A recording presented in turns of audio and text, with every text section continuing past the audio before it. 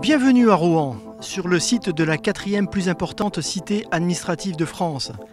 C'est un bâtiment de 42 000 m² construit dans les années 60 et vous vous en doutez, il ne répond plus aux besoins de modernité de l'État, notamment en matière de performance énergétique. C'est un projet d'envergure de 96 millions d'euros. Je vous propose une visite guidée. Allez, suivez-moi.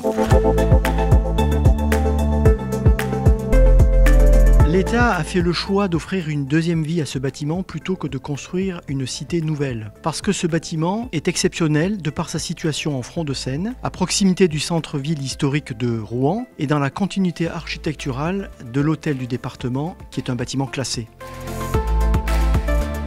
Les travaux ont démarré en mars 2020 et ils s'étalent jusqu'à la fin de l'année 2023. Ils se déroulent en 3 tranches. Nous sommes ici dans la 3e tranche, celle qui sera rénovée en dernier. Nous travaillons en site occupé de façon à assurer la continuité de fonctionnement des services de la cité, ce qui nous oblige à prendre en compte les besoins des agents mais aussi des usagers.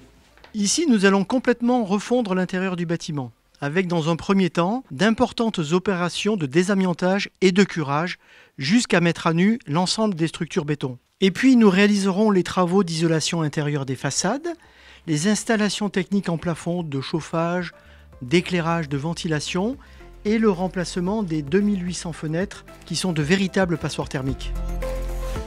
L'enjeu est d'améliorer la performance énergétique du bâtiment jusqu'à l'obtention du label BBC Rénovation qui représente un gain de 44% des consommations de référence.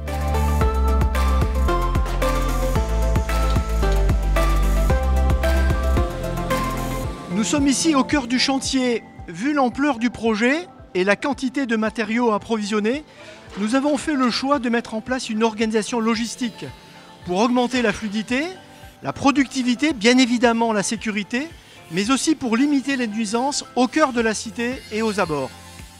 Bonjour Quentin, est-ce que tu peux nous expliquer comment nous optimisons les flux d'approvisionnement ? Bonjour Jean-François, ici c'est le centre névralgique du chantier avec le lift de grande capacité que nous avons installé et qui nous sert à évacuer les gravats via les bennes bleues que tu vois ici directement depuis les postes de travail et approvisionner les matériaux qui serviront à la reconstruction via ce même lift à pied d'œuvre pour les ouvriers du bâtiment.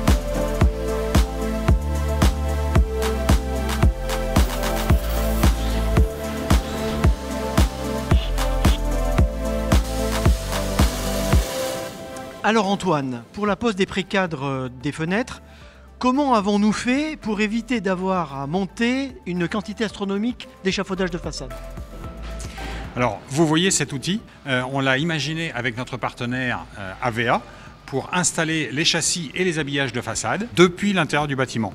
On assure ainsi la sécurité, la qualité, tout en améliorant l'ergonomie et la productivité.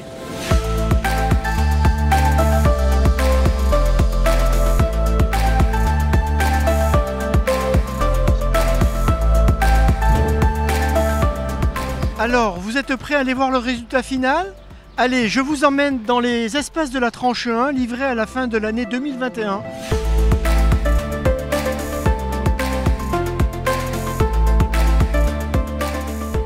Voilà, nous y sommes. Comme vous le voyez, les aménagements intérieurs sont modernes, ils offrent modularité et fonctionnalité. Les bureaux sont lumineux, ils sont confortables, l'ambiance acoustique est de haute qualité. Et grâce à l'isolation et aux nouvelles fenêtres, le confort thermique est top.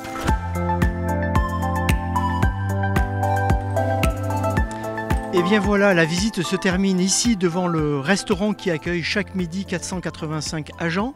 La cité rénovée regroupera plusieurs services administratifs de l'État qui sont actuellement répartis sur différents sites et accueillera jusqu'à 1800 agents contre 1300 initialement.